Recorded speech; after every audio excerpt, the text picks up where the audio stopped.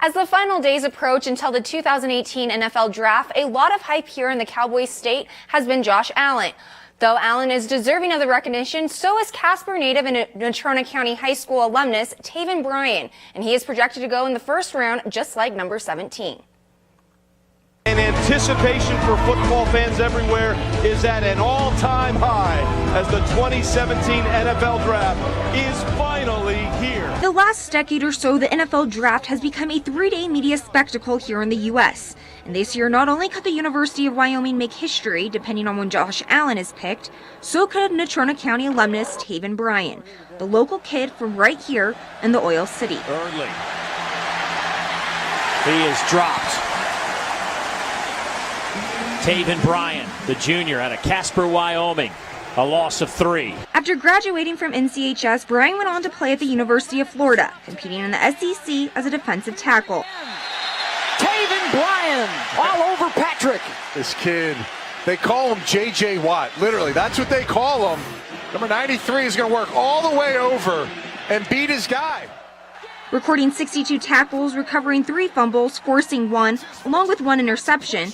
After an impressive redshirt junior season, Bryan made his decision to move on from Gainesville. How good is Bryan? I mean, this kid is just a physical force. He cannot be blocked right now by this Aggie offensive line. Since that decision, scout gurus from across the nation have praised his versatility. Dude, the University of Florida gives us Taven Bryan is a defensive tackle, Rob. He's an under tackle or one of those 3 techniques. And Rob, I'll tell you this, there's not a lot of these under tackles in the draft. And think he will go in the first round in Arlington, Texas on April 26, making his own piece of history for the city of Casper. The field goal or the touchdown, a fumble, and it's recovered by Taven Bryan.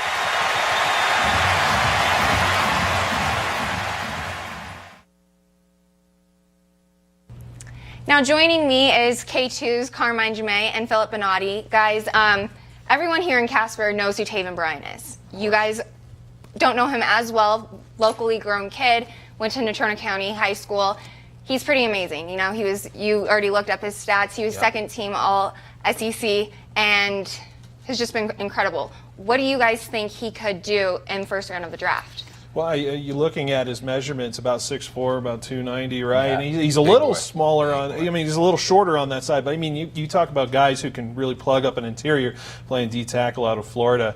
You know, some teams that are looking to stop the run a little bit, those are some teams that they need to look for. I think we mentioned some of the Falcons were kind of a team that they were eyeing. But really an incredible story, kind of a small world. Him being from here and him having his name called and in the draft, it's pretty incredible. Yeah, I'm sure that'll be a great moment for him. And also, Phil, he had 65 tackles in his career at Florida. Talk about plugging up that interior. 4 sacks and 1 interception. So, Taven Bryan, he's an incredible prospect. And what do you guys think when it comes to the draft? I always hear depends on what conference they play in. Do you think he has a better shot because of his SEC? Well, I think, Phil, that's been a big question about Josh Allen. You know, coming from Wyoming. Can he compete with the big schools? But Florida, I mean, that's a top SEC program going up against the big boys of Clemson and Alabama, you know, Exactly. in the SEC like that. You know, you think of the competition these players play. You know, you talk about these guys who get recruited out of places and go end up in some big schools and whatnot. And some guys come from small schools, like Josh Allen. But when it comes to Taven, I think it's the level of competition. Obviously, SEC is predicated on the defense. It's kind of a thing down there that they take pride in.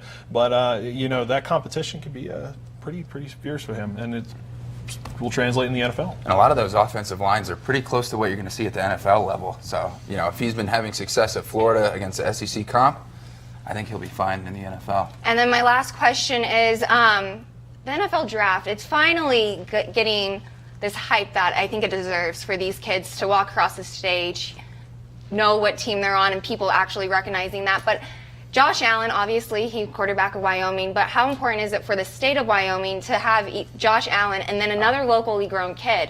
Would you guys think that could help football here in the state of Wyoming? Well, obviously number one pick in this state, you know, that's kind of a thing that really it's incredible, puts it on the map. I think that's something that this state could really use, and who knows, maybe a lot of kids want to be here for football. Yeah, well, on the basketball side, you have James Johnson, who went in the draft, and Larry Nance Jr.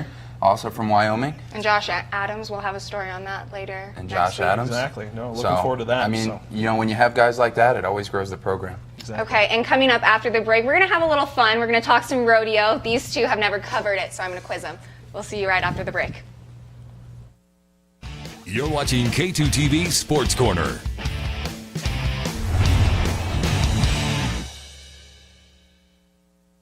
Sing along with Stalag 13. Hello! Hello! We hope you like our show. We hope you like our show. We'll sing and joke and entertain you folk. You'll laugh, scream, cry, sigh, and absolutely die. So please don't go. Please stay and see our show. We hope. Stay and see our show. Weeknights at 9 and 9:30 on Wyoming's Me TV. The Wyoming Sportsman's Gun Show is coming to the Platte County Fairgrounds 4-H building in Wheatland for 3 days. Friday, April 20th from 3 p.m. to 7 p.m. Saturday, April 21st from 9 a.m. to 5 p.m. And Sunday, April 22nd from 9 a.m. to 2 p.m. At the Wyoming Sportsman's Gun Show, there will be quality guns and knives, ammunition, outdoor and hunting equipment, scopes and binoculars, and much more. Don't miss the Wyoming Sportsman's Gun Show, April 20th through the 22nd at the Platte County Fairgrounds in Wheatland, Wyoming. How do you want to live? As a decent person? Good husband? Is that it? Good? Of course not. King of the hill? Better. Top of your game? Win. All powerful. Like a boss. Like a pro. We couldn't agree more. We are professional grade. Step up to GMC with over $10,500 total value on a specially equipped Sierra SLT Crew Cab model when you finance through GM Financial. We are professional grade. GMC. Home is not just a place where you eat and sleep. Home is a heartbeat. It's a dusty, noisy, delightful mess. A place where you can dance around without pants on. At Forefront Real Estate, we treat every client the same.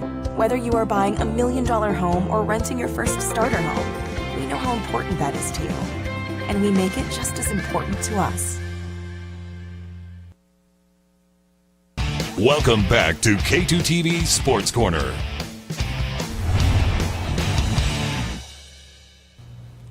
Welcome back, guys, to Sports Corner. So as we know, here in the Cowboy State, rodeo is a big sport, and we have some rodeos coming up. It's almost summertime, which means rodeo season is upon us. These two have never covered rodeo, and so I thought it would be fun to give them a little quiz about rodeo terms, rules, and other fun things. It's never too late to learn. Yeah, no, never. So, are you guys ready? They have whiteboards. I'm going to go A through D, and they're going to answer, and we'll see if they get it right. You can play along at home, too. Yes. Yeah. Pull your whiteboards out at home. First question. In calf roping, what is the rope in the roper's mouth called? A, dally, B, lasso, 3, pig and string, D, goat rope. Okay. Best guess, Carmine. I got my answer. We'll reveal them together? Yes. Okay, sounds good. Ready? Like this is the newlywed game. Here we go. Okay, so C was pig and string. Yes. And D was goat rope, and Phil got it right. Yeah. All right, so erase those real quick. Hand to erase? Yeah, I guess so. All right, I got 1 point. Okay, next question. Here, I'll keep points. Phil's up 1-0. Yes, so next question. How many legs does a calf roper tie together? A, 4, B, 3, yes, C, 1, or D, 2? I'm going to go this one. Okay. Oh, boy. Okay. I went with B. D again. And D was 2. Correct? No, and B was 3, and Phil is correct. Yeah. Oh, wow. I may know my stuff. Yeah, Who you do. knows? Okay, I think you guys should both get this you. one right. I'm going to read it right now. So what does PBR stand for? A, Professional Bull Ropers, Professional Bull Rock, that's B.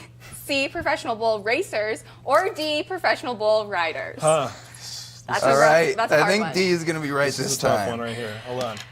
Okay, perfect. Please. Both got it. Yes, Okay. perfect. Hey. Awesome. Next, yes, There Carmen we got me go. right, so he's going to throw in the hat. Okay, what city hosts the PBR finals? Ooh. Is it A, Dallas, B, Nashville, C, Cheyenne, or D, Las Vegas? Can you say that one more time? Allie, I'm sorry. I put it A, on the hat. Dallas, B, Nashville, C, Cheyenne, or D, Las Vegas. And the question is, What city hosts the PBR finals? Okay.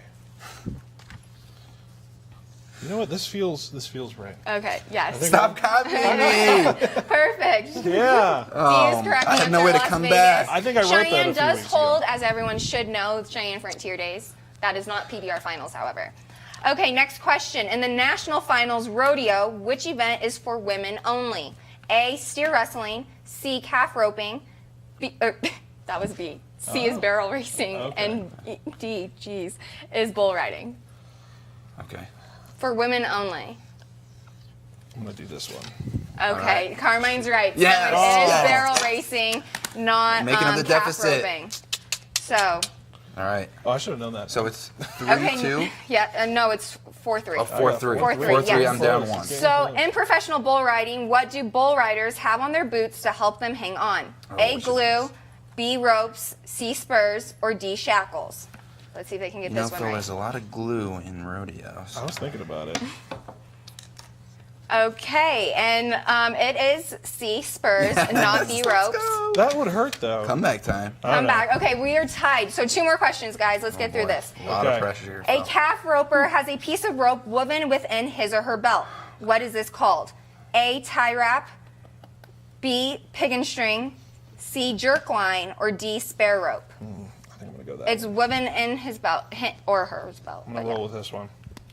Perfect. Yes, jerk line. That is correct. Oh, it's coming okay, at so the it's final tied. one. Tied, One final more question. guys. Which one should I do? Which Roping one? and rigging.